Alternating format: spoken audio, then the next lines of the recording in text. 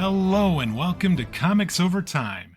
This season, which we're calling Murdock and Marvel, a history of Marvel Comics starring Daredevil, is our most ambitious project yet.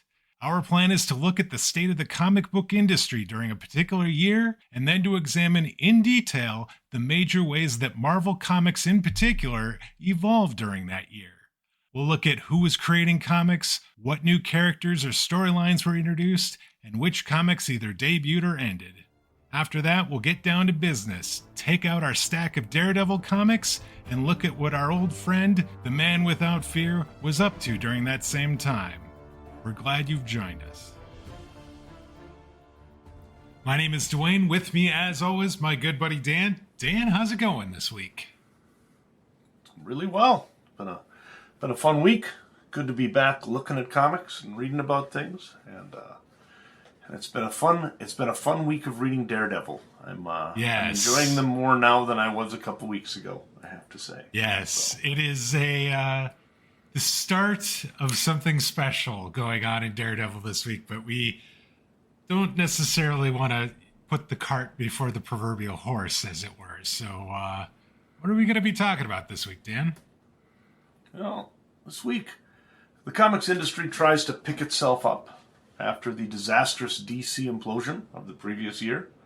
We start to see that the direct market is going to begin taking on its modern look after a few sort of threats and legal problems faced by some of the publishers. And we're also going to see that both sales and hope are in short supply, both with retailers, publishers, and creators. 1979 is a time where there's a lot of concern for what the industry is going to look like.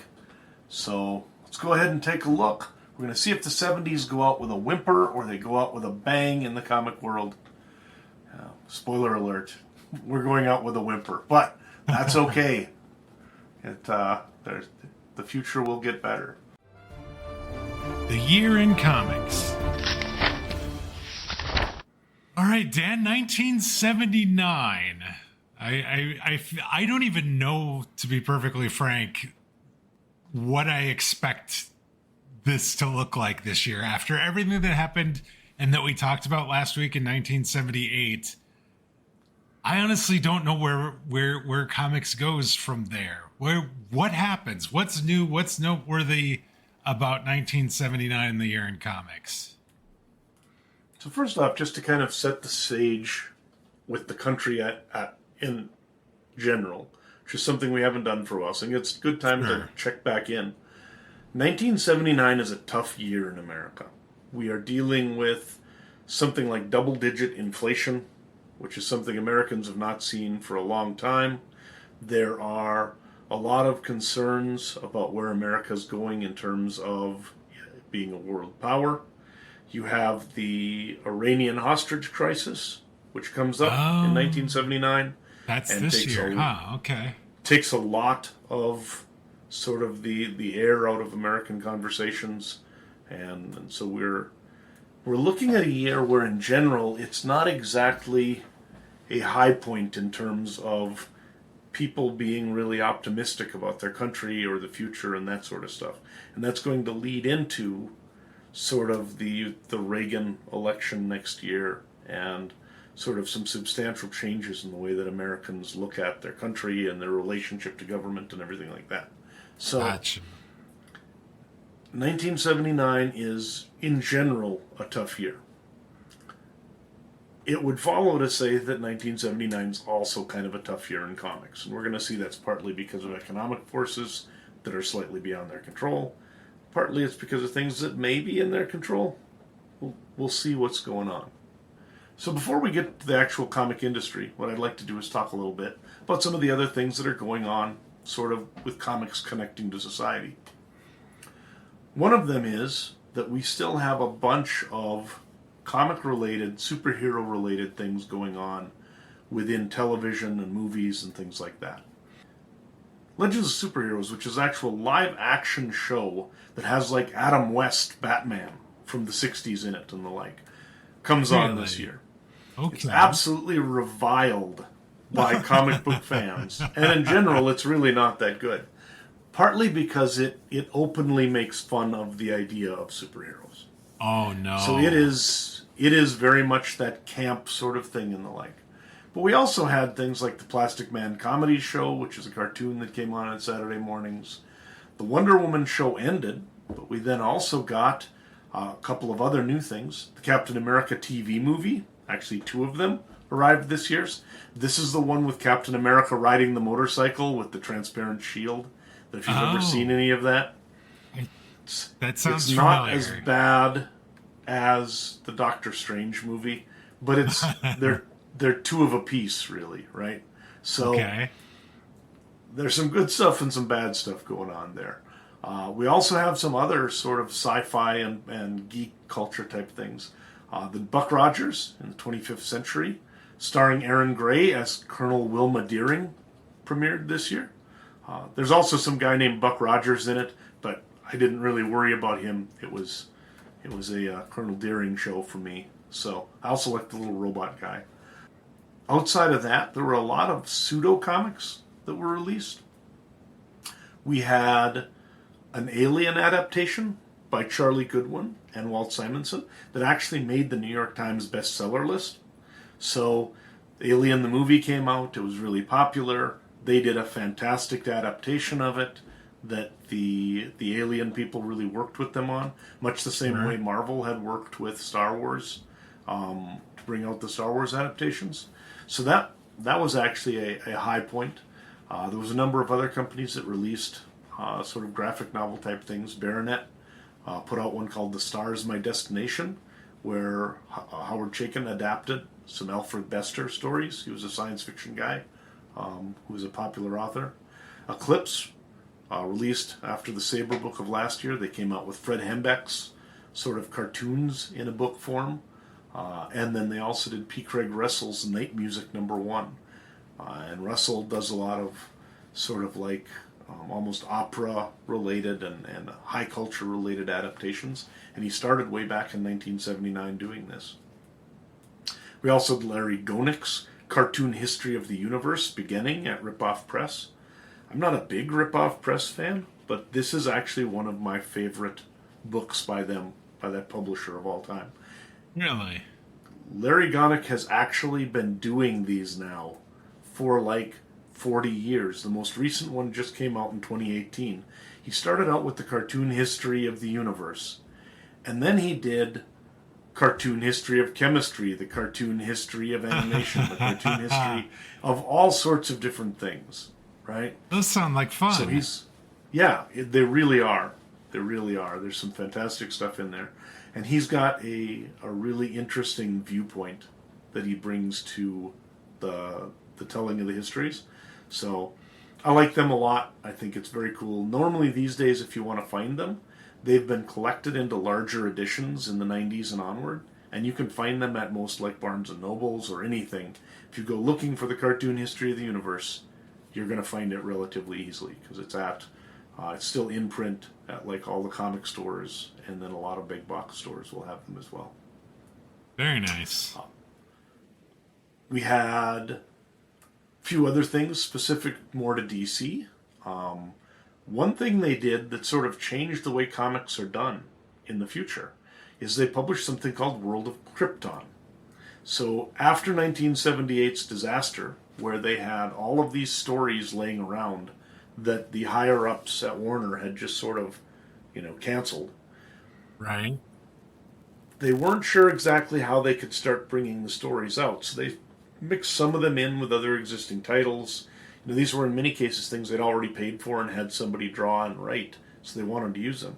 Well, World of Krypton was about 3 issues worth of content, and they advertised it as a mini-series. Essentially that it wasn't going to be a new comic book that they're going to have around, but that it would just be 3 issues that they're going to put out to tell a particular story, and then it's done.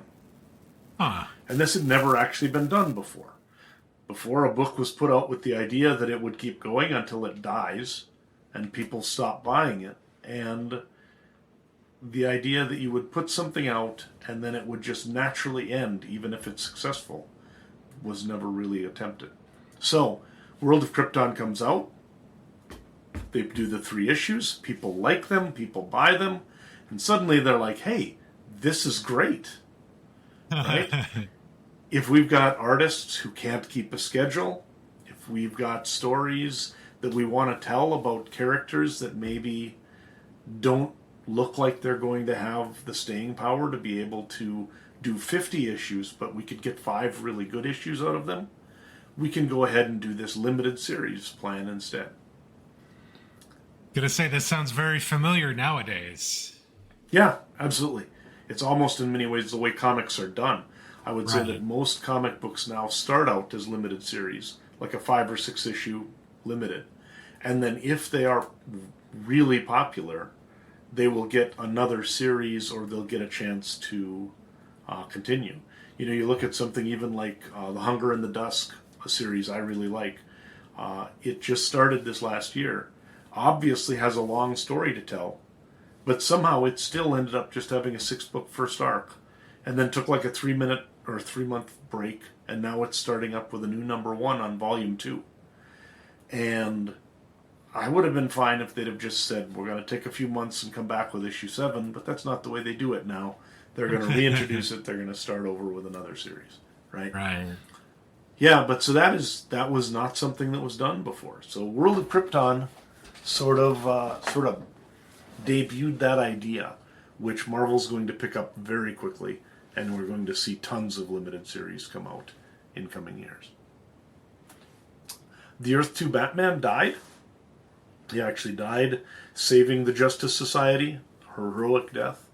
Earth 2 was the original sort of Earth that had all of the heroes from the 1940s in it.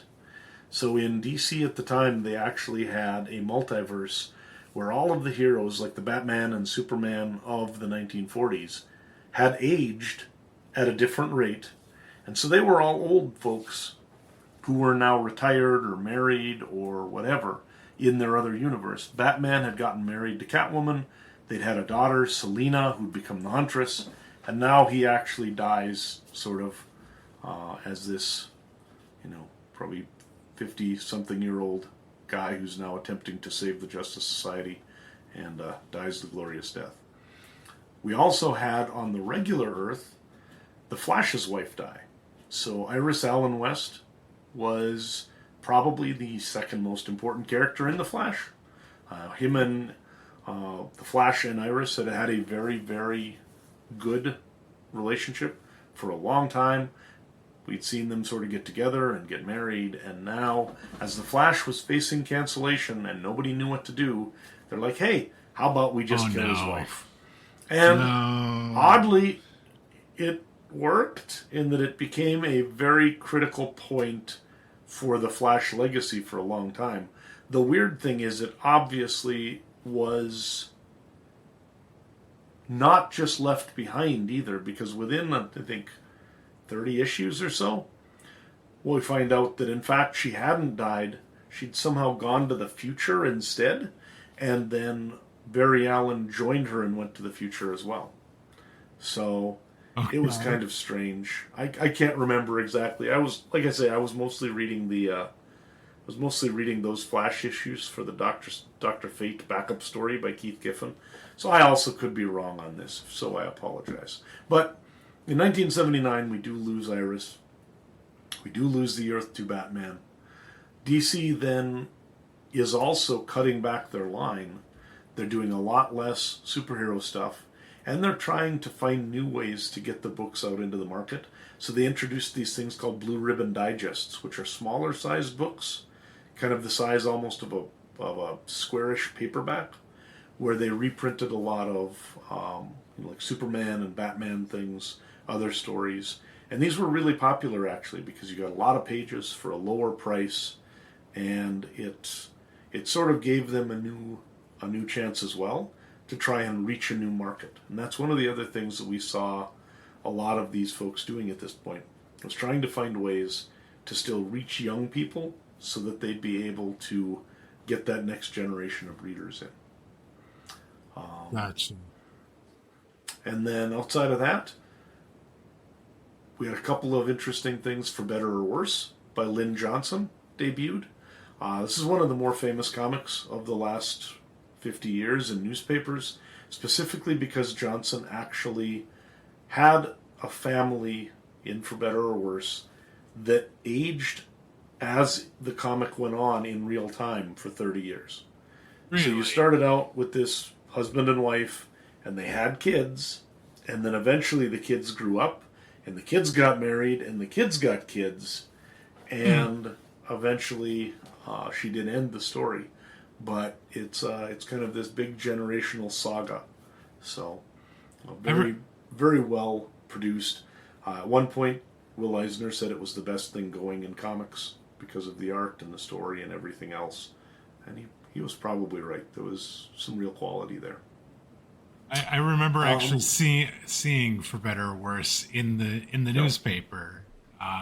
Don't know that it resonated with me so much when I saw it and back when I was younger, but I do recall the artwork, and I do remember seeing that strip. So that's kind of interesting. Yep. And then our last sort of, before we get into the industry trends and stats and stuff, the last noteworthy or newsworthy thing I want to kind of note is that this was the year, again, of the hostages being taken in Iran at the embassy. There were also a number of hostages or of Americans in Iran who had taken refuge at the Canadian embassy. So a few years later, Daredevil himself, Ben Affleck, made a movie called Argo based on this incident, right? I've seen that. It's actually a really, really good movie. Really interesting movie. Really interesting movie. There is one big part of it that does make a lot of comic fans unhappy. And especially since Affleck is a comic guy, this is troubling. But the weird thing is that Jack Kirby actually was an integral part of the Argo story. Really? Because the story is that essentially there's this fake film company set up by the FBI or CIA so that they can go into Iran scouting locations and then use that as a premise for getting the hostages out, or those people hiding at the embassy out. The actual screenplay and the actual movie that the Argo sort of film is based on was one that Jack Kirby was actually doing design work and helping with to get produced right up until a couple months before the CIA needed a project. So they took that project that was already there, and he had done all sorts of drawings and all sorts of work on things that would be like sets, and they were planning on making this huge thing that would then maybe even turn into like a theme park afterwards. And those were the drawings and the concept ideas that the CIA took along over to Iran to make it seem like they had this actual movie and this actual plan. And for some reason, when they actually made the Argo movie, they didn't mention that Jack Kirby was involved. They did it with just sort of like an anonymous kind of thing instead in terms of the artist. Which I find weird, because Kirby is an actual real person who, why you would not want to mention. And there's even some folks, I was reading some things online from like the Kirby Institute or something like this, talking about how, because of the fact that Jack Kirby's art had a style that looked so acceptable to like Middle Eastern cultures, it really helped to sell the idea, because a lot of his stuff, he never used a lot of his stuff really looks very sort of almost like mystical and Middle Eastern in some ways, because he blends so many cultures. And that's what he was going for in the movie that they were doing. So, so anyways, Jack Kirby helped save hostages from Iran in 1979, even though he didn't actually know it at the time, I don't believe. They didn't tell him that any of this was going on, of course, and he'd already done all the work. But kind of interesting nonetheless. That is crazy.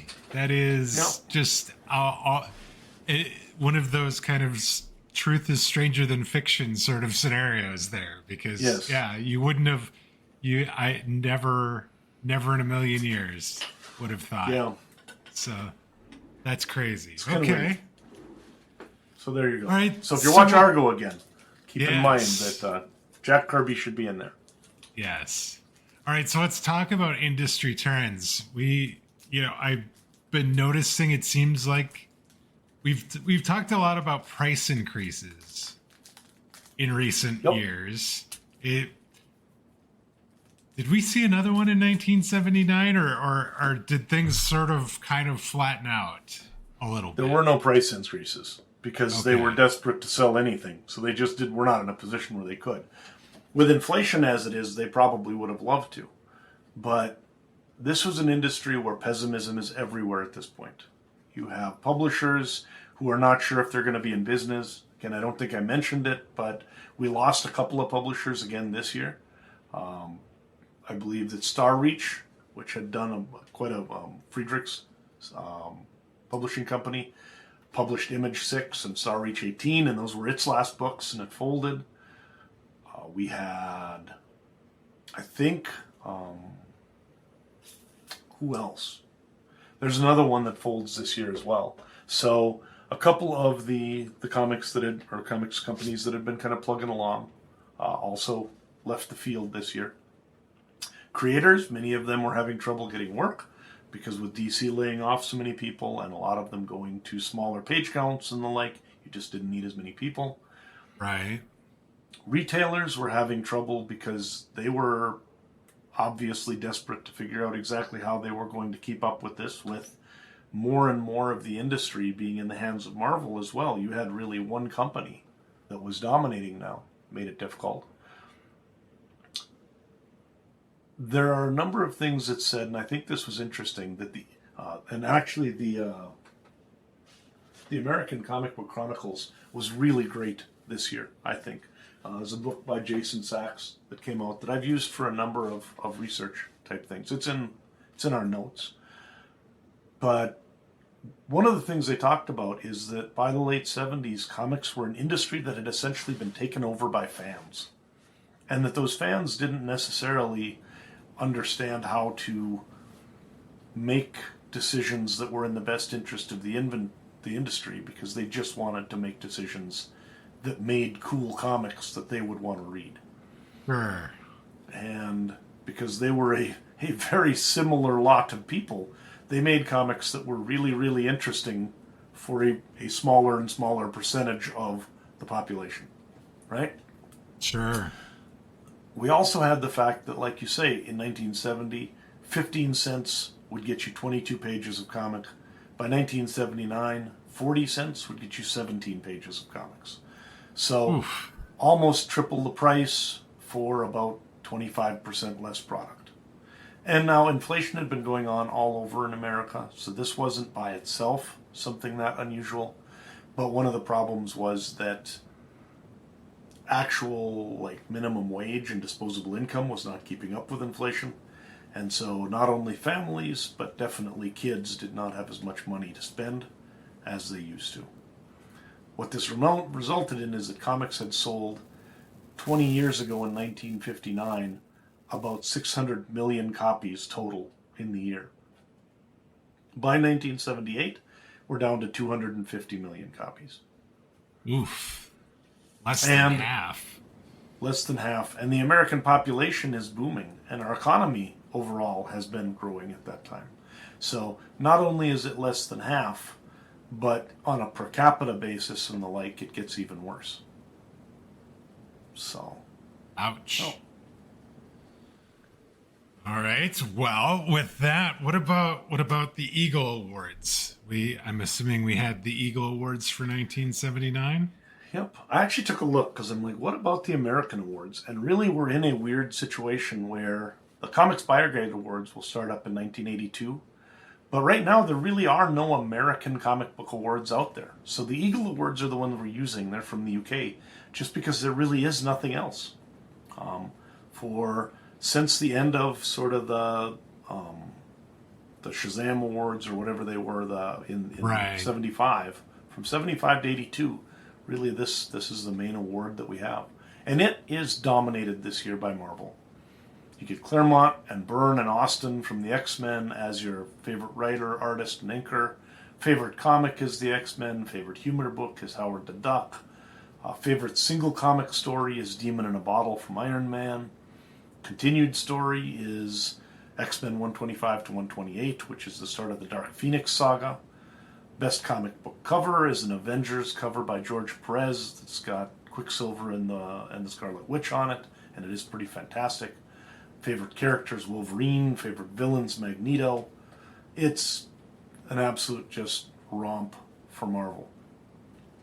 That shouldn't surprise us too much, though, because as we're going to find out in a little while, Marvel is actually at this point publishing roughly twice as many comics as any other company in America. So they are truly dominating the market. That Avengers cover is actually just amazing. I'm looking at this really now. I pulled it up. You can just do a Google search on it, and it is, it's got just the little actual Avengers are just the little heads up in the corner, and it is Scarlet Witch and Quicksilver in this like rainy, in the middle of the street, rainy at night. There's a lightning crackle in the background, and there's like buildings on either side of them. It almost looks like they're like back in time or something. Did they go back in time in that issue or something? Yeah. I think this is sort of when they were hanging out in the old country and going back and trying to look for some of their origins and Wundagore Mountain and all of that sort of stuff. So these are some really important stories for Vision and Scarlet Witch. Gotcha. But yeah, cover is absolutely fantastic. So I like it. Perez did a lot of covers right around this time for Avengers, and almost all of them were great. In fact, the late 70s have some really great covers on Marvel books. There are a lot of them that are very impressive. All right, well, since Marvel is dominating everything in the awards, should we move on and talk about what's going on at Marvel? Might as well, because they are kind of the thing right now. It's a little depressing in actual fact, because I've really started enjoying a lot of the, like what they call the ground level books, and reading up about other things going on in 79 or over the years. And in 79, it's really tough. There are so few like independent published books or anything. There just seems to be very little energy to get anything done in the market right now, because everybody's just kind of throwing up their hands. There is an 800-pound gorilla, as it were, and its name is Marvel in this industry, huh? And that is probably a good part of the problem. The year in Marvel. Excelsior! All right, so where do we begin with Marvel? If they're kind of the big thing in the industry, but also that could be the problem, where do we start with the problem, I guess? Let's take a look at just a few things that are going on. So, first off, I guess it should be noted, and this skips ahead a little bit, but we normally talk about series that are ending and things like that. It's a big year of series ending for Marvel. We lose Black Panther, Captain Marvel, Godzilla King of the Monsters, Howard the Duck, The Human Fly, The Invaders, John Carter, Warlord of Mars, Kid Colt Outlaw, Marvel Triple Action, Rawhide Kid, and Tomb of Dracula this year. So something like 13, 14 books canceled. There are also a number of new series that come in. But if you look at the ones that are canceled, a lot of them are Marvel Universe books or books that have been around a long time. Most of the ones that come in as new ones are either reprint books or books that are going to be licensed books for like kids' toys and stuff. Oh, So okay. even while Marvel is still pushing a lot of product, there are definite sort of like cracks in the superhero firmament, right? Gotcha. As part of that, Daredevil is nearly canceled. So there was initially a plan to cancel Daredevil due to low sales. And as Jim Shooter tells it, he had been repeatedly told that he needs to cancel Daredevil. And he said, we've got this kid, this new artist coming on, who looks like he's got a plan. Let's just give it a couple months. Right? So, you may hate Jim Shooter, but evidently we could have lost some really good Frank Miller Daredevil comic books if he would have just let it go the way that people had thought. Iron Man nearly canceled because of low sales. Because Iron Man also, much like Daredevil, had just been in this weird malaise where the stories had kind of just started to all be the same, and there wasn't really anything interesting going on with the character. Same thing that happened with Daredevil, though. Bob Layton came over with David McElhaney. They were going to work on Marvel books. They were given a choice of a few books, and one of the choices was Iron Man, and Layton said, yeah, that's the one I want. I've always wanted to do Iron Man. He obviously had some ideas. They brought in new characters, like, War Machine and Bethany Cabe, and then they did the Demon in a Bottle storyline. And Iron Man really never faced cancellation again, right? So, with good reason. That is one of the best Iron Man stories out there. It is unbelievable. And it redefined and humanized the character in ways that kind of gave other people stuff to build on, too. But, I mean, both of those, Daredevil and Iron Man, two of now the sort of core Marvel stories, right, really were on the chopping block at this point.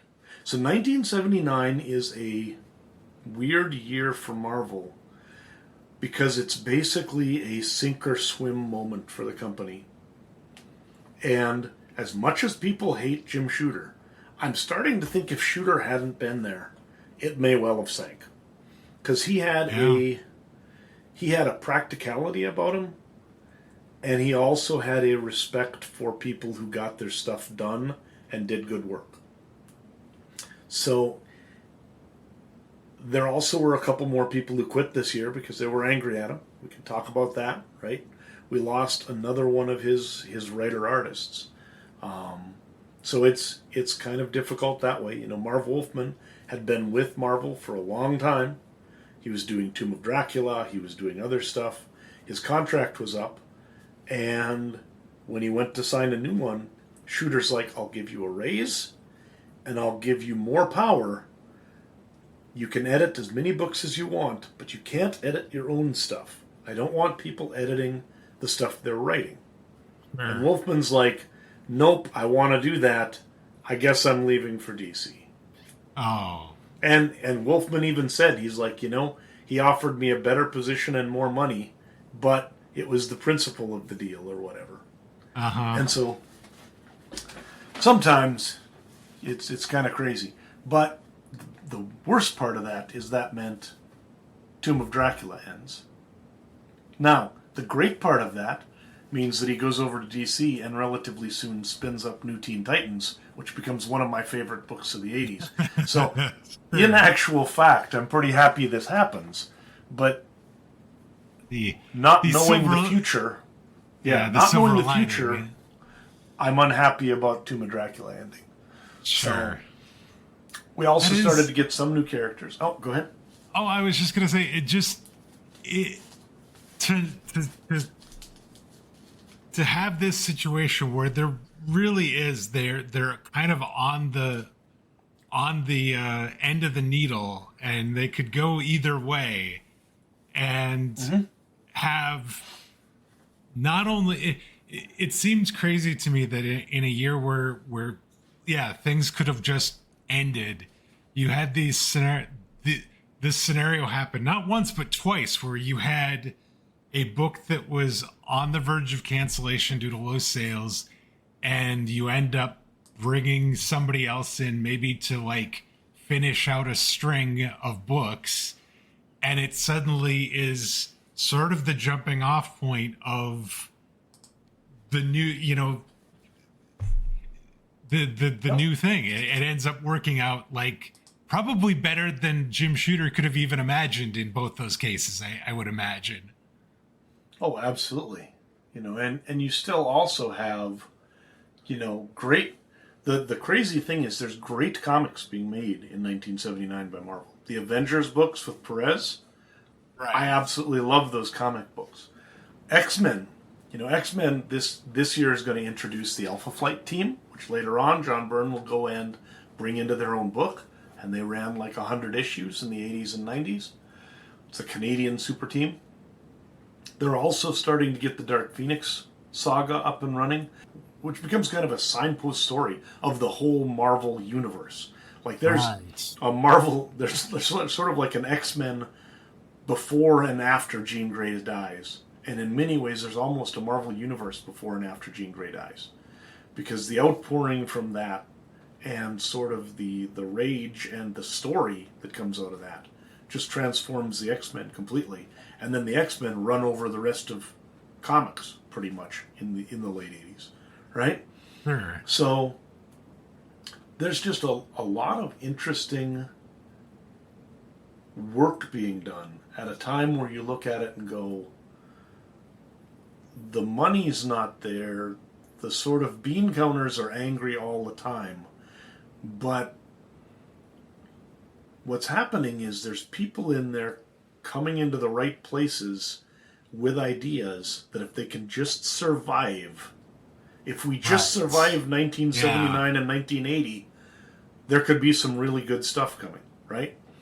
Yeah. And I think that's what, they get lucky, but there probably also is a little bit of a getting the right people in the right places type of a thing going on.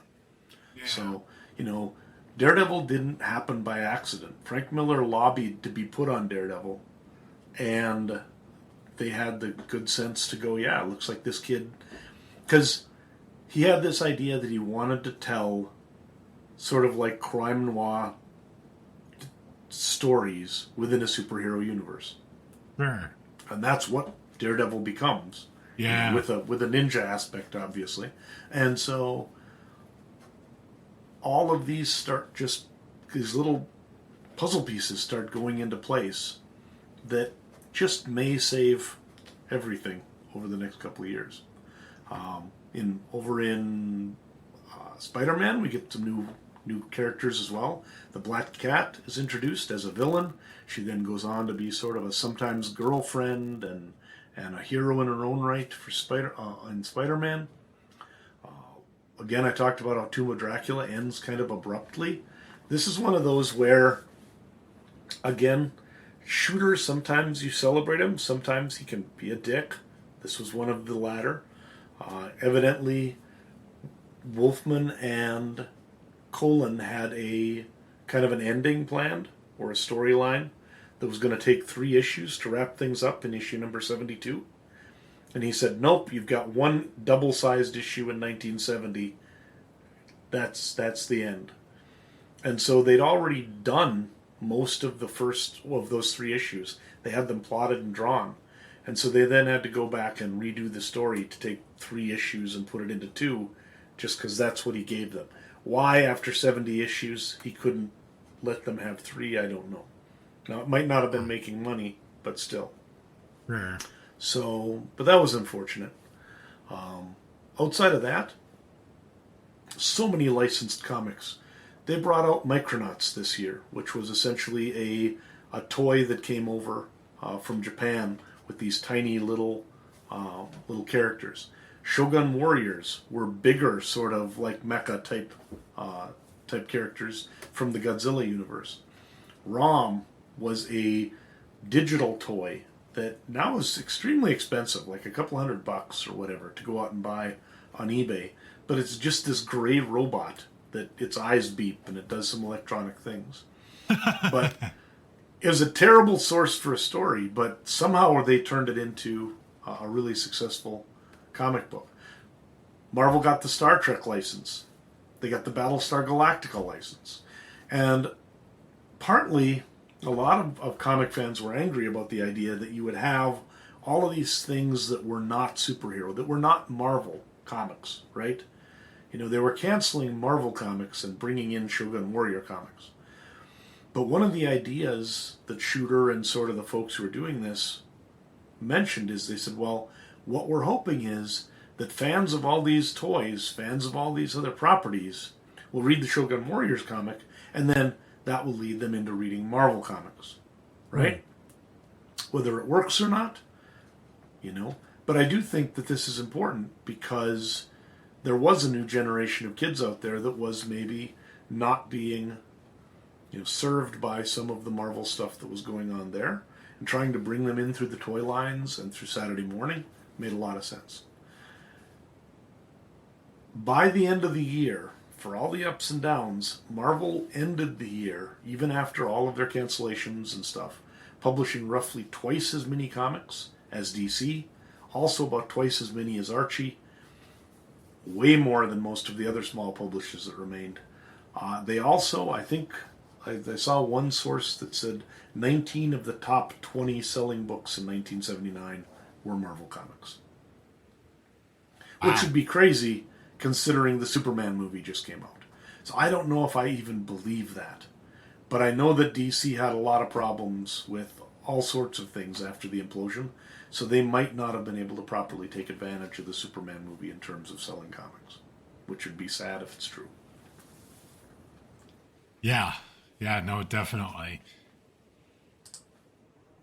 So you talked about the some of the new series. I actually remember the Micronauts and Shogun Warriors a little bit, and I'm vaguely remember, I think, Rom, but I don't know that I know that as well. But the other two definitely sounded familiar to me. What else? Yep. Is there anything else of note as far as new series goes? So the other series that came out, we had Amazing Adventures return. We had Fantasy Masterpieces, which was a reprint book. Man-Thing, a lot of people had been sort of like clamoring for Man-Thing to return. So they brought it back and then canceled it again almost immediately because all those people clamoring evidently didn't end up buying it. Or they were the only ones who bought it. They brought back Marvel Spotlight, Tales to Astonish, and then Superhero Puzzles and Games. So a lot of these, like Tales to Astonish Volume 2, things like that, there's a lot of reprints going on in these, and they are kind of just like fillers. But that is kind of where the market went for them at this point. So it was, in general, so like Tales to Astonish reprinted the Submariner stuff. One of the other ones reprinted Silver Surfer. So the problem is that if you are a fan of new Marvel stuff, almost all of the new books that came out were either going to be not in the Marvel universe or were going to be reprints. So what does that mean as far as new characters go? That can't be good, I think, from the standpoint of introducing characters that are going to end up being like mainstays to the Marvel universe. No, and partly the problem is, a lot of the characters that do get introduced, and Micronauts, they come in, but they are technically owned by somebody else, and licensed characters means you can use them as long as you keep the license, right? So, I loved Micronauts. It started out with Mike Golden as the artist. They were fantastic. The first dozen or so issues of Micronauts are unbelievable. Even after that, I subscribed to that title when I was a kid, right up into the 30s when it ended. Or at least I think it ended in the 30s. I really liked Micronauts. It was way better than a comic book based on a toy had any right to be. Okay. A lot of these actually were better than they had any right to be. So a lot of our like, new characters would have been all of the characters from Micronauts, Baron Karza, and all these guys. Right. We've got Rom and his bad guy, the Dire Wraith, and all of this sort of stuff. Rom, by the way, also is going to be the thing I talk about in my takeaway because it fascinates me. So I'm going to come back to that one. You're gonna tease us that you're gonna be talking more about Rom a little bit later. Okay, we're going to talk a bit about more Rom. But outside of that, Cassie Lang and Scott Lang premiered this year. Not in their final forms necessarily or anything like that. Black Cat and then also Deborah Whitman in Spider-Man. A couple of love interests for him. All of the Alpha Flight characters, or the initial ones, Aurora, Northstar, Sasquatch, Shaman, and Snowbird. In X-Men, we got the Shadow King. We got Mariko Yoshida, who's going to become Wolverine's love interest. We got Proteus, who's going to be a big villain for the X-Men. And then in Fantastic Four, because of the fact that the Fantastic Four series, the animated series, couldn't use the Human Torch because he'd been optioned to a television project somewhere else that limited his availability on TV. The fourth member of the Fantastic Four on the animated Kids Hour was a little robot named Herbie. Herbie Yes. made his debut in the actual Marvel Universe in 1979. So a couple of years after the show started, they actually brought him in. Not as a fourth member of the Four, but as like a digital butler who ran around the Baxter Building helping out and hanging out with the kids and that sort of stuff. And it seems like Herbie's going to be in the Fantastic Four movie that's going to be in the MCU. It does sound like that is going to happen from what I heard as well, yes. We will see.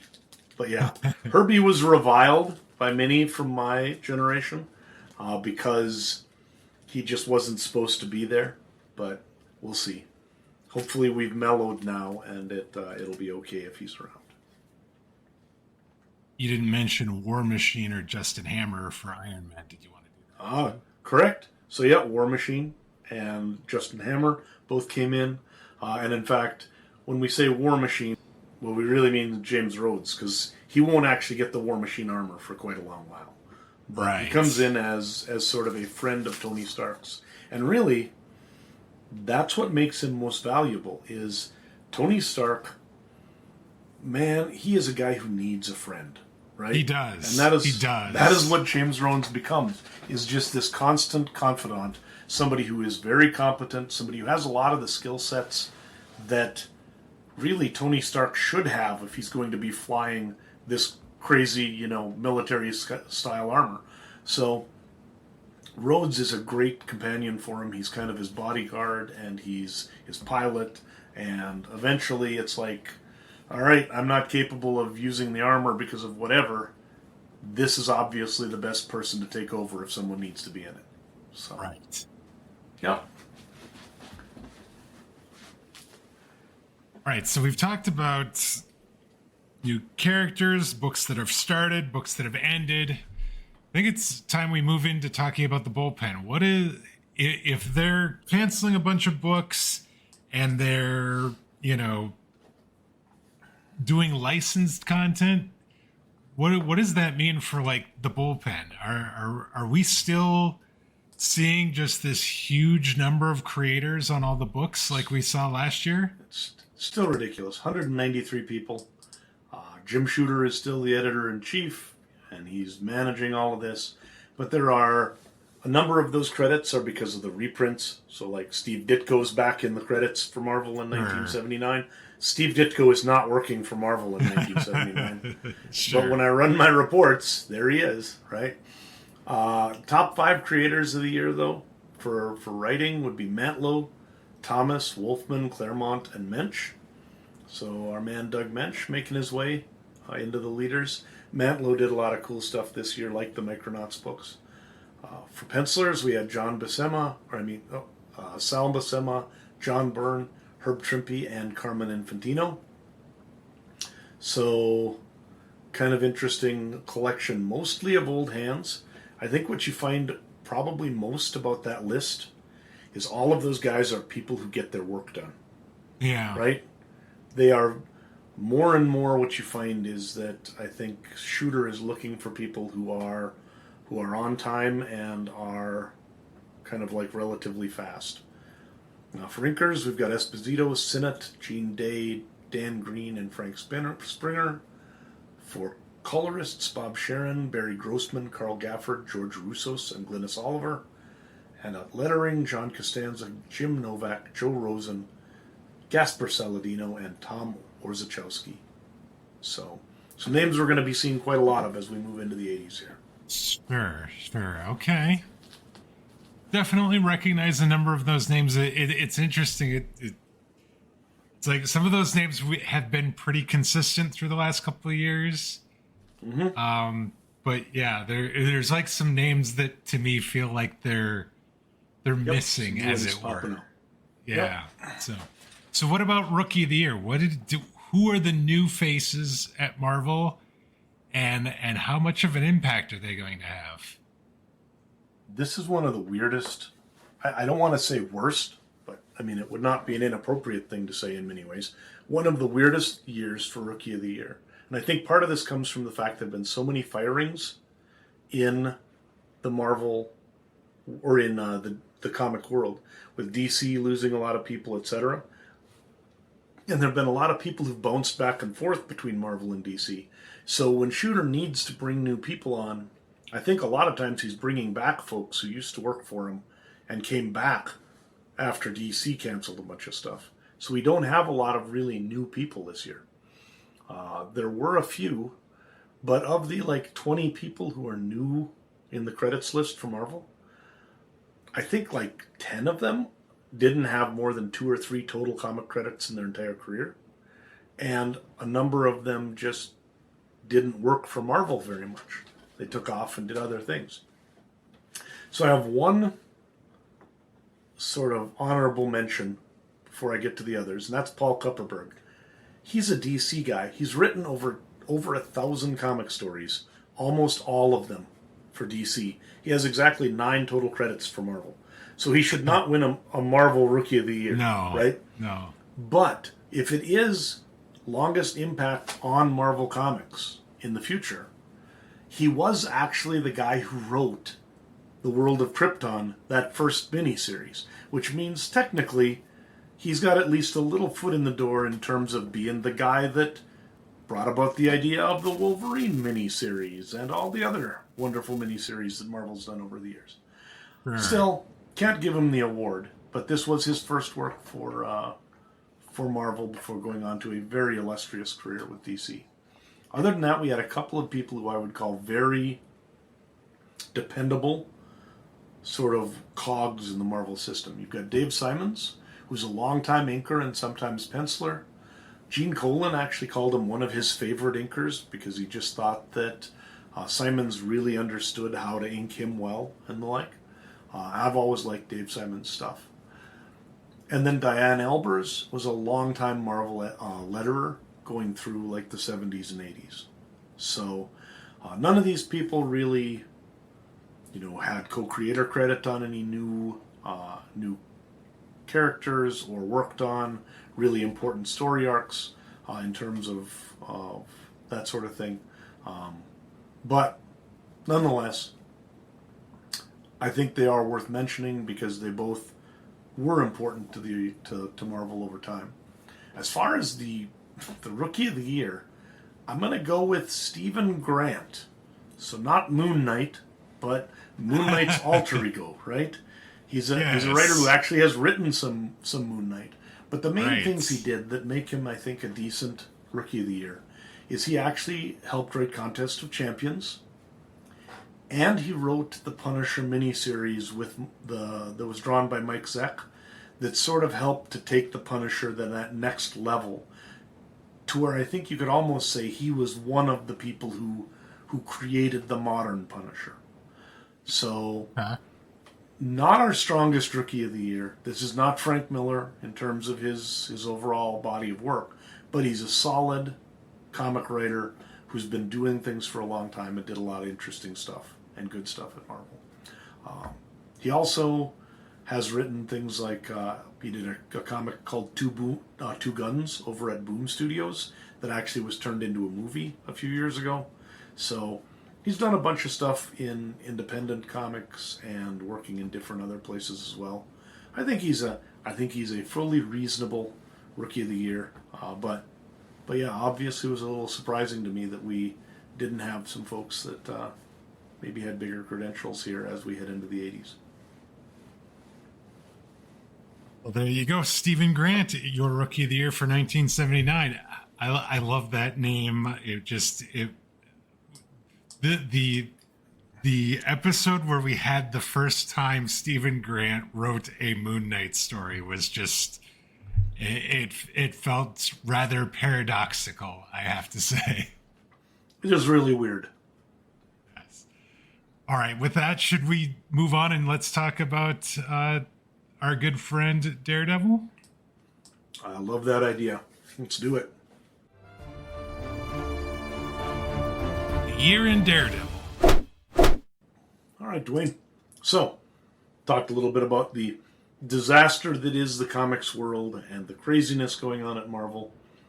Now let's take a look at what's going to start being one of the big bright spots for Marvel and comics for the next few years. Tell me a little bit about what's going on with Daredevil in 1979. Yeah, so this is another year with Daredevil only getting a book published every other month. So we only have 6 issues for the main Daredevil title. But as you point out, there is a big change coming right smack dab in the middle of this year. So not going to spend a ton of time going through a bunch of other stuff. His other appearances, Peter Parker, the Spectacular Spider-Man, he was in issues 26 to 28, Captain America 234 to 236, and the Avengers 190. Writing credits this year, all 6 issues that we had in the main Daredevil run were at least partially written by Roger McKenzie. Mary Jo Duffy got the other writing co-credit on issue 157. Pencilers for this year, we had Gene Colan return for a couple issues to start the year, 156 and 157. And then the big feature attraction, that is Frank Miller, comes on in issue 158 and finishes out through 161. So this does really feel like a year that is split into the year before Frank Miller and then the year after Frank Miller. And let's talk about it. So the year begins, if you recall last week, Daredevil has these mysterious headaches and then suddenly goes to Avengers Tower, Avengers Mansion, starts picking a fight and threatens Black Widow. So we pick up there, and again, he's beating up. We see a couple panels of this fight to remind you of this is where we're at, the threat at Black Widow, or threat/warning, I guess it could be, for Black Widow. After that, Daredevil then collapses and is rushed to the hospital, where we learn he has gone into a coma. So that's what happens. It's just like, okay, what is going on here? So during his hospital stay, we see a dream sequence where Daredevil fights himself, which explains actually the cover of the issue, because you have Daredevil fighting himself on the cover of issue 157. In his old costume, in his yellow costume. New costume versus old costume. Old costume being the yellow cowl and that as well. And then we have the Deathstalker, who, if you recall, did this like snidely whiplash out from behind a trash can. I'm going to get this guy at some point. He tries to make a move to kill Daredevil once and for all while he's in the hospital. This is then first delayed by the Avengers, who realize what's going on, and then he's confronted, the Deathstalker that is, by an awakened Daredevil himself before Deathstalker takes off. So it's really weird. The book is basically this dream sequence for the most part, but we get a couple panels here and there where you see what's going on in the hospital. You see Deathstalker trying to, approach the bed where Matt Murdock, or Daredevil, because he's still in costume. They didn't take off his costume. He's still in costume, so nobody knows who he is.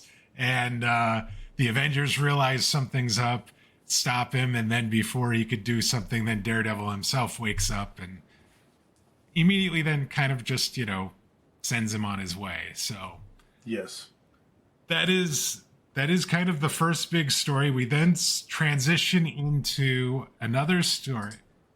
So just before you go on, yeah, did you see why Daredevil attacked Black Widow? Did you figure out that at some point? No, I did not figure that out.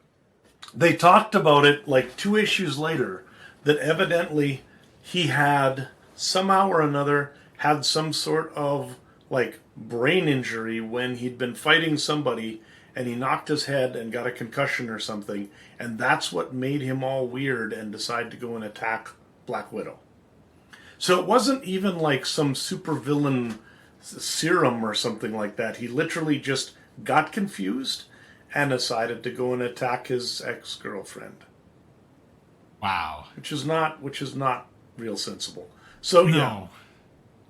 They never did make it like a, part of a big plot or whatever. It was literally just he got a bell rung and went crazy and attacked. I mean, I guess I assumed that it had something to do with what Deathstalker was talking about, but no, it was. That's it was what I thought. Something completely different. Deathstalker did not have anything to do with it. He's just trying to take advantage of the situation when he's in the hospital. Okay, gotcha. Yep. All right, yeah, so ridiculous. It is a bit ridiculous. So next we see the Animen trash the legal storefront and hurt Foggy as Heather Glenn, Becky Blake look on, and Black Widow tries to create a diversion so Matt Murdock can become Daredevil. Unfortunately, ultimately, Murdock gets kidnapped by the Unholy Three, though Widow is able to take down Birdman as they make their escape. And now here is that cutover, because this is the end of issue 158, I believe, and they talk about a new artist coming on, and the next issue is the first issue, or that must have been the issue 157, because 158 is when Frank Miller comes on, and we get this final confrontation with Deathstalker in a cemetery. And first of all, the book looks completely different. Yes. The Animen who we just saw last issue look completely different. There is, you talked about this like noir sort of look. I could not describe a better description of what this looks like. Becky Blake looks different. Black Widow looks different. Foggy looks different. Everybody looks different. Murdock looks different even. And everything just looks dark and scary and cool as all get out. I have to tell you, it is great. So the cemetery battle is next to a gravesite with Matt Murdock's name on it. It is fantastic. Deathstalker kills Ape-Man and Catman rather than giving him their reward for bringing in Murdock as he promised. We also learn that the Deathstalker was once another villain that Daredevil had taken on before, called the Exterminator, who, if this doesn't ring a bell for you, he last fought this character in issue 40. No. This is issue 158, and we're talking about a villain that he fought way back in issue 40. Daredevil and Deathstalker fight, but the fight ends when Deathstalker rematerializes while passing through a tombstone. If you don't quite get what that means, it's going to be our spotlight story for this week, so I will get in more detail in just a minute. But suffice to say, this is that cutover between before and after Frank Miller. And the year ends after this on a 3-book story arc involving Eric Slaughter, who is hired by this mysterious Mr. Poindexter to capture and or kill Daredevil for $500,000. This leads to Daredevil fighting them at the pier at midnight, and when they're unsuccessful to take him down, we learn that Poindexter is Bullseye. Yes, that's right, Bullseye. And so Bullseye kidnaps the Black Widow as a way to get to our main man Daredevil. So this is and the reason why he'd had Slaughter and all those guys fight Daredevil was so he could film it all, so that then he could learn everything about the way Daredevil fights, so that he'd be able to then better kill him himself. Yes, I think he didn't believe there was much chance anyone else would be able to do it. He did it all for research purposes. Right. So This story arc, there's a bunch of things that happen, but there's a few things that are of really of particular note that I want to call out. So while this whole Eric Slaughter story arc is going on, we have Ben Urich, who is that Daily Bugle reporter that was introduced just last year. He starts looking into Daredevil, and more specifically, he's looking into Matt Murdock, and goes to Fogwell's gym, and he's asking questions about Daredevil. He's asking questions about Matt Murdock, and what you end up getting out of this is he seems to have made a connection. He seems to have figured out that Daredevil and Matt Murdock are in fact the same person as this story arc goes along, and we see him asking questions. He's researching like old newspaper bugle stories, all this sort of thing, and we're going to assume that sometime next year we're going to get some sort of scenario where Ben Urich might look like talk to Murdoch, might divulge this information to somebody, and that sort of thing. So that's kind he's got his file on Daredevil, which he stores under M for Murdoch. So, that was he got suspicions. Pretty sweet. So that's kind of the underlying story around this. Back in the action, Daredevil goes to confront Bullseye and Slaughter at Coney Island. Bullseye stages the death of Black Widow on a roller coaster because he's got her kidnapped and that sort of thing. But Daredevil sees right through it, of course. And yes, I did use the pun of sees right through it. The scene shifts then to the arcade, where the final battle takes place between Daredevil, a freed Black Widow, and Bullseye with Eric Slaughter and his men. Bullseye briefly gets the upper hand in this fight before Daredevil is able to knock him to the ground. Bullseye then tells Slaughter and his men to attack, but they refuse, saying they respect Daredevil and don't believe that Bullseye is going to honor their contract of paying him that big $500,000, which allows Daredevil and Widow to tie up Bullseye and take him to the authorities. So that is actually how the year ends. But it is actually a surprisingly good story, because where we start and where we kind of end up this year is night and day difference. Yep. And I mean, the thing is that I struggled to make it seem like a good versus bad, because the first couple issues were by Gene Colan, whose stuff I love. Right. But I think that most people who look at these will say that the Colan books from this later period, he was working on Tomb of Dracula as well, so he was probably working fast. The inkers that he had were not people who seemed to really understand his work. These were not the best Gene Colan books. What's also weird, though, is that Colan and Miller are actually very similar artists in a lot of ways. They both work with a lot of heavy blacks. They both got all of these shadows and the like. But it's weird when you see them together.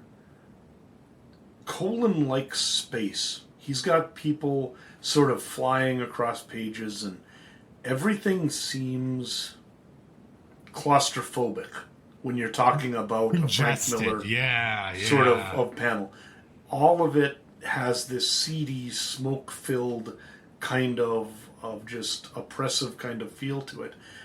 And even though they're both doing similar things, it's really much different, and it affects, even with the same writer at the beginning, because in these, Miller is not writing. This is all Roger McKenzie, which is why it makes me laugh, and you'll maybe talk about this when you get to the spotlight, that 3 pages into the first Frank Miller penciled book for Daredevil, Daredevil is tied to a gravestone. And you have no idea how important graves and all of this sort of thing is, but he's tied to a cross literally like 3 pages into Miller's run. And I'm just, is that accident? Did Frank Miller place it in the graveyard and it could have been in, like an amusement park? Or was that McKenzie who did it? Who knows? But everything just sort of changes and it all just seemed to work and fit. Yeah. And so now, and it's weird though, because we are in this middle ground. Because we now have about a dozen issues until 168, which is when Frank Miller actually takes over, introduces Elektra, things start to go, right? That's when it becomes a Frank Miller book. But it's amazing how much it's a Frank Miller book from the very first page that Frank Miller starts penciling it. Yes, it you cannot like there's just, you look at the book once he is on the cover as being the artist, even if he's just the artist, it feels like the book completely changes. And it's like there's no way to your point that you can look at it and be like, I have a really hard time believing that Frank Miller didn't have some sort of influence as to, how Daredevil ends up in a cemetery in the very first book that he's the Frank Miller's drawing. There's just no way. It just doesn't make any sense. And it works too, because it's just like everything sort of then it's like the story is adapted to the look almost, as opposed to the other way around, right? Because like it felt like a lot of times the story leads the art, but I feel like almost with Frank Miller, specifically with these issues, and we're probably going to see it in 1980 as well, while Miller is still kind of has a hand, doesn't have the full hand into the writing, that it feels like it's the other way around. It's like, I want to do this as the artist, and so we're going to kind of mold the story then to make it that happen. Yep. And that would be good to just take a look at and see. I would need to go in and look more, and probably as we're looking into next year, that'll be one of the things that'll be interesting to take a look at, is how much Miller is, if they are doing things using the Marvel method at all, the writer has a fantastic amount of latitude in terms of how much they're going to let the artist do and how much they're going to specifically prescribe. And the looser that McKenzie's script is, the more of this could be Miller from the very beginning. So, All right, so let's talk about the what and who that are new, as far as new powers, toys, and places. We didn't really have new places to talk about. We're still in New York, as always.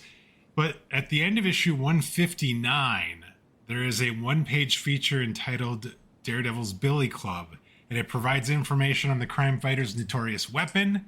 And for the first time, more emphasis is given on the ability of Daredevil to use the weapon as a projectile, showing him throwing the Billy Club, having it bounce off things and hit the target, which to my mind is something that like is synonymous with Daredevil, right? It is. When I think of like Daredevil abilities, that is something that is intrinsically important in the character, but this seems to be like the first time they really show it in action, and they do it as part of Frank Miller's run in the latter half of this year. Sure. That makes sense. Yeah. I like there that. wasn't so there wasn't really any new supporting characters of note that we should talk about as far as new villains. The Animen, which is Catman, Birdman, and Ape-Man, they are all working for the Deathstalker. And then we had Eric Slaughter with his henchmen, who are working to bring Daredevil in to a Mr. Poindexter, who we learn is Bullseye. So not a lot new as far as the year goes, but I think we've basically primed the pump to get us going into 1980. So with that, I think we should jump in and let's talk about the spotlight for this week. Bumper, bumper, bumper. All right, so you've talked a little bit about it already. We've mentioned it, but your spotlight book And I'm not surprised by this. I would have been a little shocked if it hadn't been, just because. It's actually Daredevil number 158, May 1979. Title's A Grave Mistake. What brought you to this pass, sir? What was interesting about this book to you? So yes, so this is the first Frank Miller book. It felt unlike anything I've seen before. I can honestly say I had not read any Frank Miller before reading this issue of Daredevil. And I've heard of him. I know that he is held in very high regard with regards to comic book fans and even it seems to extend into movies and different things like that as well, because it just sort of like the look of Frank Miller seems to be like something that people love and like they try to replicate it in other media. That's how much it is loved. And so first of all, it felt like nothing I'd seen before. Dark, moody, noir-like. The action sequences are frenetic, claustrophobic, like you said, congested. The people are on top of each other, and there is a lot going on in the fight sequences.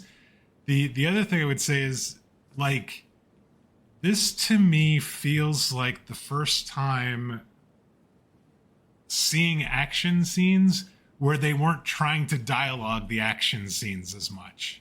We start to see the picture telling the story as opposed to words telling the story, and I think that's important. Faces looked very cool and edgy, particularly the Deathstalker. When you get to in this issue, Deathstalker, I felt like Deathstalker wasn't really all that menacing looking before now, and we've seen him a bunch, and we've seen talented artists draw Deathstalker, but Deathstalker looks scary in this book. He actually looks scary in this book, and it was something to me. And what's crazy to me is, so they really touted Frank Miller on this book in particular, and stating, from time to time, a truly great artist will explode upon the Marvel scene like a bombshell. Frank Miller is just such an artist. And that is on the inside cover of this book. And like, you open it up and you see this, and then you look at a panel that looks unlike anything you've seen in Daredevil to this point. And I don't know how you're not just like, oh my gosh. And I will note, as somebody who's read an awful lot of first appearances by artists type of things, that kind of blurb is not normal. You know, there are a lot of new artists who get kind of a thing, but that is a pretty impressive sort of just throwing out there and going, this guy is the shit, and he's going to be fantastic for a long time, and then being right about it.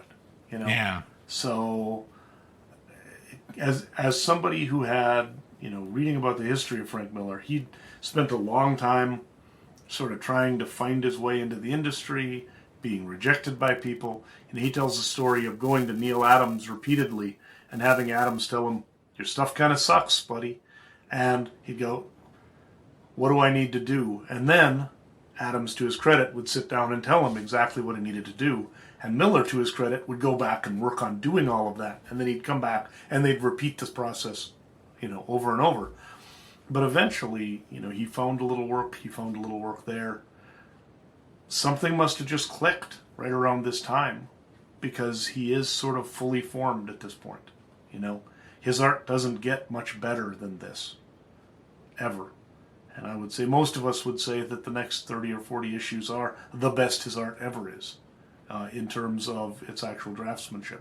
Now, some of the stuff from Sin City and stuff later, if you just want to think about it in terms of, paring everything down to its essentials and everything, maybe that is another evolution. But in terms of just making pretty art, it doesn't get much better than the stuff he does here for the next couple of years. So, but yeah, that blurb weirds me out when I look at it. Like that's calling your shot, Jim Shooter. Yeah, and talk you were about right. calling your shot. Yeah, it just like it seems like such a bold thing to do at the time, and to just and then just now in retrospect going back and reading this now and seeing this and knowing where Frank Miller goes from there, it's just like, wow, they saw it, and they weren't scared about telling people they saw it, and they were so confident that they saw it. They were telling you that they saw it too, and that they obviously were not wrong. All right, so let's talk about this story in detail. Murdock is kidnapped by the Unholy Three. Black Widow tries to stop them, but only manages to take down Birdman while the other two escape with Murdock. Matt is taken to a cemetery where he's delivered to the Deathstalker, who then kills Catman and Ape-Man.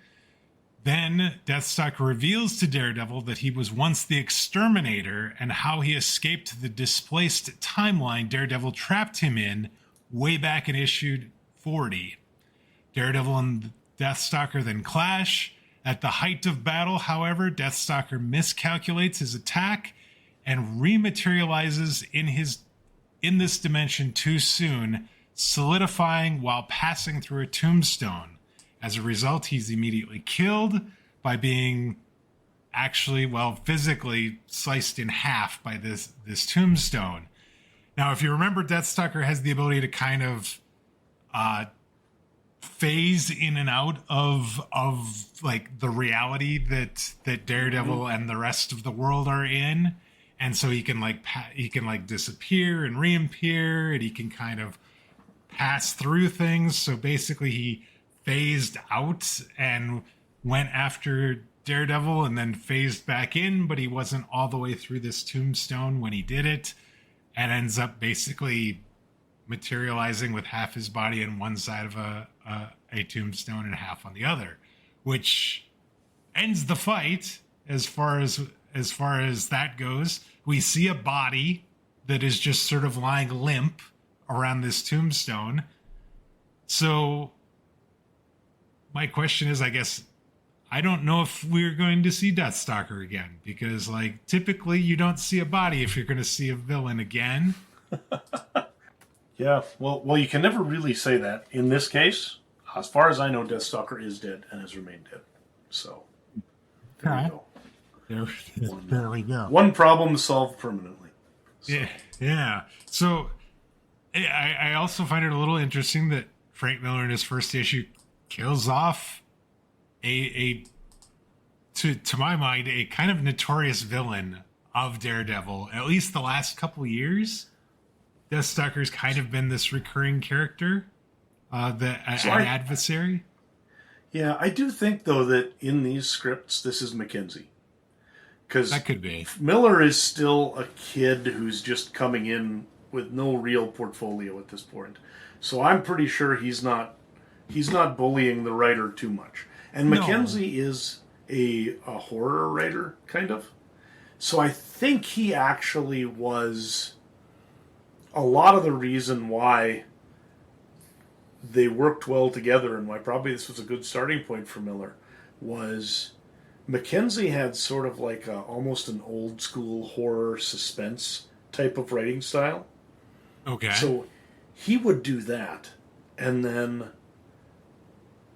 Miller sort of uses his interest in using darkness differently for like the noir and moody sort of stuff. And you sort of get horror and moodiness in here. But I think that the stuff that they're doing here, for the most part, there's not a lot of what goes on in this first 12 issues or 10 issues or whatever of Miller drawing that really feels much like the content of... Because there's no ninjas running around in here. And there's no...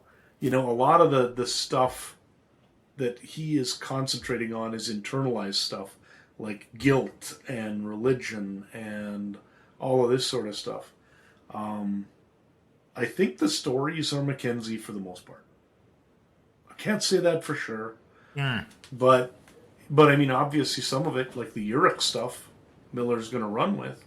So this seems like also a really good on ramp for Frank Miller to sort of get up in speed and running with an artist or with a writer who's pretty simpatico to him, in terms of at least giving him the ability to draw stuff the way he wants. And keep in mind also, the art will change a little.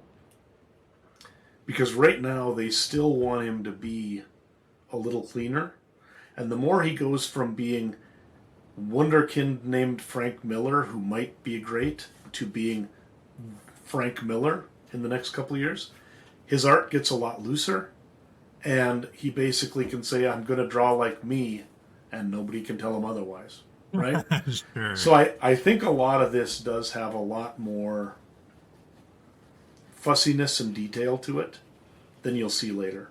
And so there's also something, if you like classic Marvel art, these are some of the most highly delineated Frank Miller pages you'll ever see. Interesting. Okay. Yeah, there's backgrounds and everything. It's kind of crazy. So,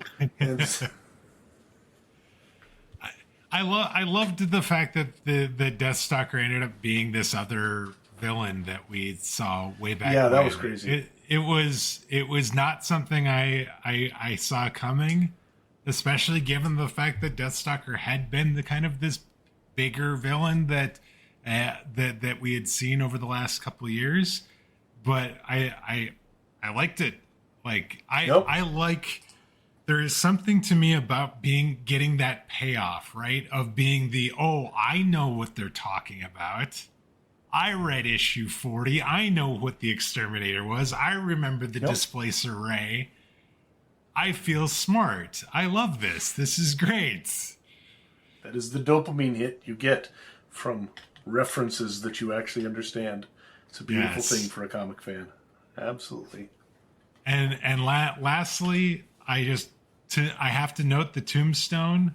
Matthew Michael Murdock, may he burn in hell, is what it said on his tombstone, on which they end up fighting around. It's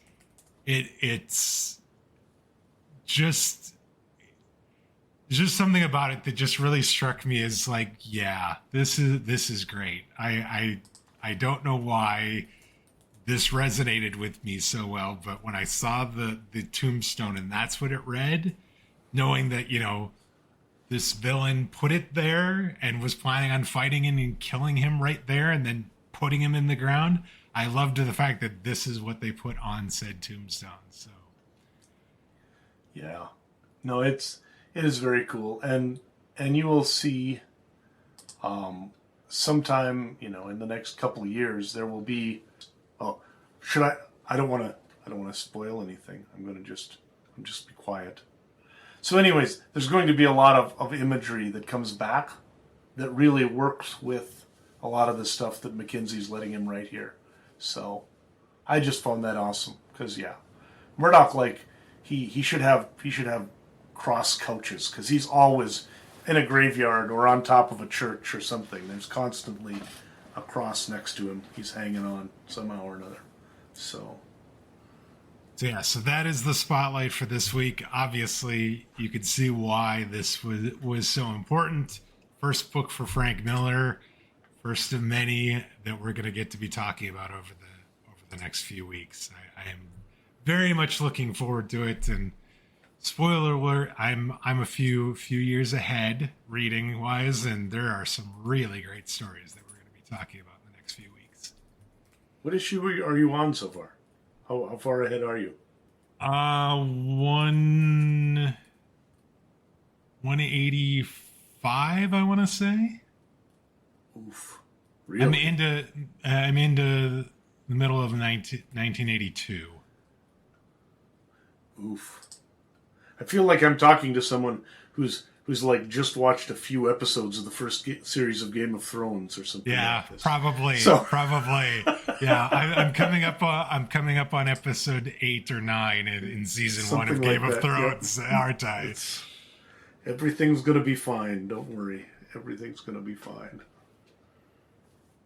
So with that, we'll close the spotlight for this week, and let's move on and talk to Dan and the takeaway for this week.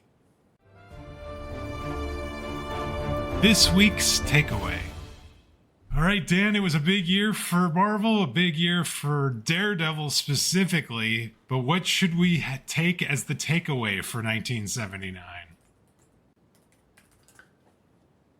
There's a lot of things we could talk about, but what I'm actually interested in, what I want to talk about, is this decision to lean into licensing, and more than that, the fact that as part of that, they ended up leaning into a lot of toys, especially toys for young boys, obviously, but toy licensing in 1979.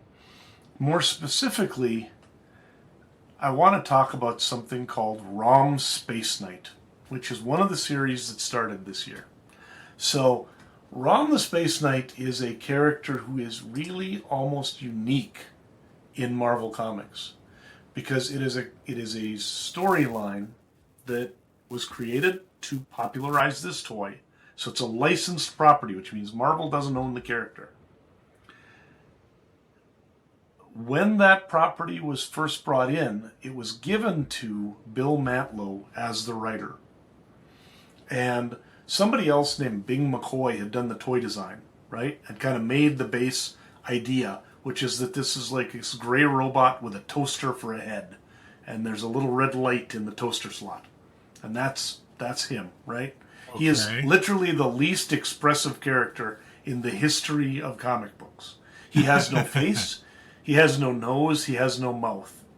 He just has kind of like this Cylon-like visor eye type thing, and that's it.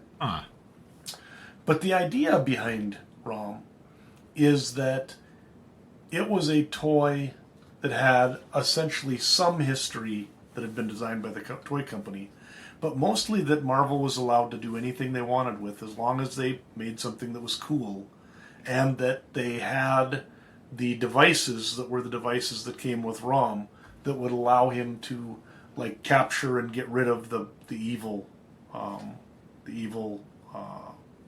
enemies. So what's weird is Bill Mantlo took this on and he created an entire idea that ROM Space Knight and all of the Space Knights came from this planet that was a perfect planet where some of them, in order to defend the planet from these wraiths that were invading, had to give up their humanity and essentially have themselves placed into these metal Space Knight robot bodies, and then they would go off and defend the planet and save it so that everyone else could continue to live in peace and perfection, right? So it's kind of like almost a Starship Troopers type of thing in that way. But for the better part of like an entire decade, ROM Space Knight became this story that it was never Marvel's bestseller. It was never canceled. So the crazy thing is it went 75 issues. Had some annuals along the way, that sort of thing. What I find amazing about it is that ROM, as a licensed property, lasted all those years, and he has the most complete story in the history of Marvel Comics. Because he's got a beginning, and he's got adventures that take him through the Marvel Universe with crossovers and everything else. And then at the very ending, he literally gets a happy ending where he's restored to his body, and he goes off into the sunset, and Marvel loses the license to ROM and never reacquired it, and so he remains wow, the guy with the happy ending. So there's something about ROM that is just different from anything else. Now, IDW did take it up and started doing some things in that. Marvel has reacquired the license and has been, in fact, printing reprints of the original ROM, but they did not actually ever do anything with it. What terrifies me now is ROM is sort of like the happy Bucky Barnes story of the Marvel Universe. You know, like there's Dead and Bucky Dead. There's happy endings and there's ROM happy endings. And they look ready to ruin ROM's happy ending this summer. Because Marvel reacquired the license, and now there's plans for Volume 2 of ROM, which is going to necessitate, obviously, him losing his happy ending, becoming some sort of robot toaster again, and going back out in to fight the wars. Unless they find a new ROM Space Knight and leave our hero alone. So we will see exactly how that goes. I am hoping he will remain ROM and a human, and someone else will take up the role. But the problem is that his name is actually, I think it's Artur as well, but ROM was kind of his name. So I think they have to bring him back. We'll see.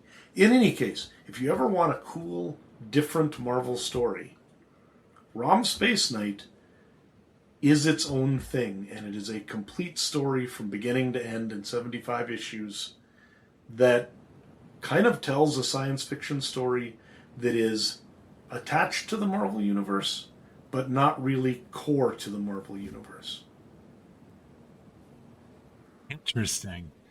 This is the first time I've ever heard of ROM. I'm looking up like the first issue cover and like the final issue cover and some of the different things that you can find. That first issue cover, by the way, is drawn by Frank Miller.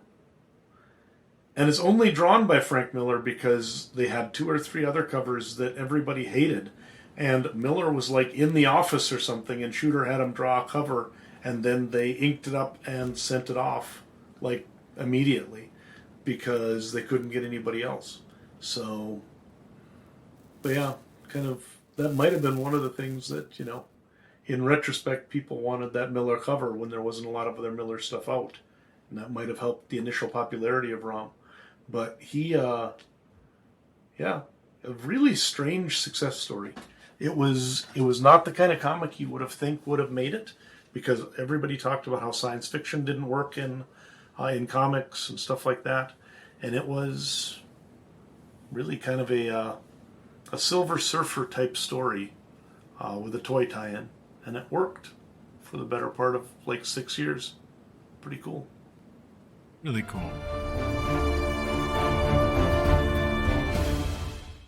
That's going to put a wrap on this week's show. We'd like to thank you for joining us. If you're new to the podcast, please consider subscribing on your podcast player of choice. That way you'll get each new episode as soon as it's released. If you've already subscribed, we'd appreciate it if you'd share the show via social media or leave us a review. That will help new listeners find the show much easier. Whether you're new to the podcast or you've been with us from the beginning, we'd love to get your thoughts about this week's show. You can send those to us via email at comments@comicsovertime.com or via Twitter or Blue Sky. We're at Comics Over Time there. Until next week, take care, everybody.